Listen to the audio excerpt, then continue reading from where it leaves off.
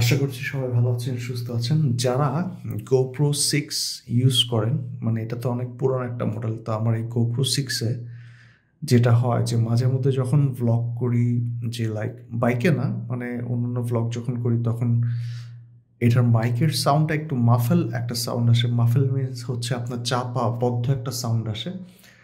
তো আমি সোশ্যাল মিডিয়াতে একটা ট্রিক্স দেখলাম, সেটা দেখে আমি এটা একটু ফিক্স করলাম, একটু মড করলাম। সেটা হচ্ছে এই জায়গাটার মধ্যে একটা মাইক্রোফোন থাকে গোপ্রোতে, আরেকটা মাইক্রোফোন থাকে এই যে এই কর্নারটায়।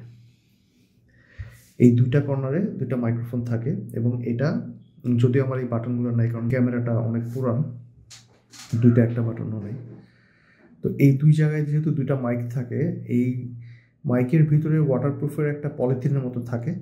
তো আমি কি করছি, এইগুলাকে গর্ত করে ওই মাফেল সাউন্ডটা যাতে না আসে, মানে চাপা বদ্ধ সাউন্ডটা যাতে না আসে, এগুলোকে গর্ত করছি। মানে এই যে আমি একটু ক্লোজলি দেখাই, এই জায়গাটা একেবারে এই কাভারটা উঠে আমি এই গর্তটা কিন্তু আগের থেকেই ছিল, বাট আমি যে ট্রিক্সটা দেখছিলাম ওখানে ড্রিল মেশিন দিয়ে এটা কাটা হয়েছে, বাট আমার ড্রিল মেশিন দিয়ে আমি করি না। আমি এই জায়গাটা সরায়, এই রাবারগুলো সরায়, তারপর ভিতর থেকে পলিথিনটা একটা সুইয়ের মতো কিছু দিয়ে বের করছি এবং বোথ সাইডেই এটা আমি করছি।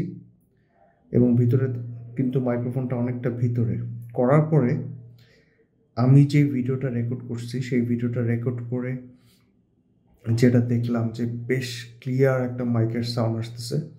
তো আমি এইটার মাইকের সাউন্ডটা একটু ভিডিওতে দিব। এখন আমি আমার মোবাইলটাতে ভিডিও করতেছি। তো আশা করছি এই ট্রিক্সটা আপনাদের কাজে লাগবে। আর এটা মোটামুটি অনেক পুরানো একটা ক্যামেরা, বেশ কয়েকদিন ইউজ করা হয়েছে, মানে বেশ কয়েক বছর, যার কারণে হচ্ছে এটার অবস্থা খুবই খারাপ, মানে কেসিংটা চেঞ্জ করতে হবে। তো আমি একটু চলেন দেখি ইনবিল মাইক্রোফোনের যে সাউন্ডটা এটা কেমন আসে। তার আগে বলে নিই, গোপ্রো যে সেটিংয়ে আপনাকে মাইকের ভালো সাউন্ড পাইতে হলে, মানে ইনবিল মাইকের ভালো সাউন্ডটা পাইতে হলে এখানে আপনাকে স্টেরিও করতে হবে। এই মেনুতে যে স্টেরিওটা যে আমি সিলেক্ট করেছি, এই স্টেরিওটা করতে হবে। উইন্ড অনলি দিলে কোনো ভয়েস পাবেন না, খুবই হালকা দূর থেকে একটা ভয়েস পাবেন। তো এটাকে স্টেরিওটা সিলেক্ট করে নেবেন। আমার স্টেরিওটা সিলেক্ট করা আছে। তো চলেন এখন দেখি যে এটার ইনবিল মাইকে কিরকম ক্লিয়ার সাউন্ড আসে। এখন এটার ইনবিল মাইকটা ইউজ হচ্ছে, যেটা আগে অনেক ঘোলা আসতো। এখন আপনারা দেখতে পাচ্ছেন যে এটা কী ধরনের ক্লিয়ার, কারণ আমি এখন মোটামুটি সিঁড়ি ঘরের ভিতরে আছি। আমি মানে অফিস থেকে এখন বাসায় যাচ্ছি। তো এইখানে একটা জিনিস খেয়াল রাখতে হবে, যখন এটা আমরা ধরি হাত দিয়ে, তখন কিন্তু এটা আপনার মাইকটা বন্ধ হয়ে যেতে পারে।